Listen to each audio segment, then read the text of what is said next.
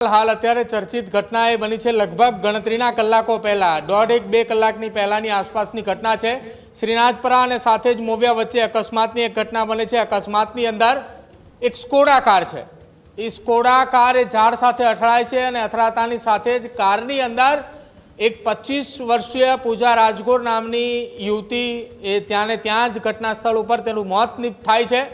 આખી આ ઘટનાની અકસ્માતની જાણ થતાં પોલીસ ત્યાં પહોંચે છે। પોલીસે તપાસની શરૂઆત કરે છે અને પોલીસ તપાસની અંદર પોલીસ પણ એ ઘડીક એ વિચારતી થઈ કે આ એ યુવતી પૂજા રાજગોર કે જે અમિત ખૂટ આપઘાત કેસની અંદર આરોપીની ભૂમિકાની અંદર હતી, આ એ જ પૂજા રાજગોર છે કે જેને એક સગીરાની સાથે મળીને જે હની ટ્રેપની ઘટનાની અંદર ફસાવવાનું કાવતરું રચ્યું હતું કે જેના કારણે અમિત ખૂટે પોતાનું જીવન ટૂંકાવ્યું।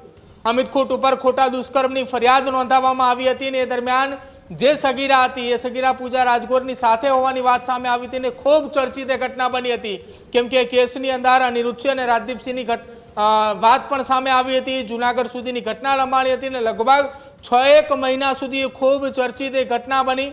ત્યારબાદ લગભગ 8 કે 9 મહિના પછીના સમયગાળા દરમિયાન રાજદીપસિંહ જાડેજાએ આખી આ ઘટનાની અંદર સરેન્ડર કર્યું હતું।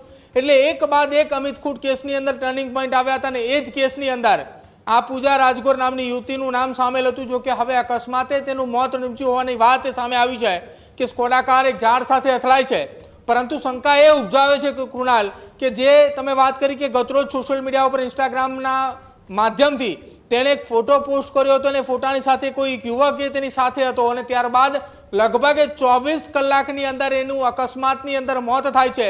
હવે અકસ્માત છે કે પછી આખું આ ષડયંત્ર હતું એ દિશાની અંદર પોલીસે હાલ તો તપાસની શરૂઆત તો કરી છે, પરંતુ આ કેસમાં હવે નવા ટર્નિંગ પોઈન્ટ અથવા તો નવો વળાંક એ આવે તેવી પૂરેપૂરી શક્યતા વ્યક્ત કરવામાં આવી રહી છે।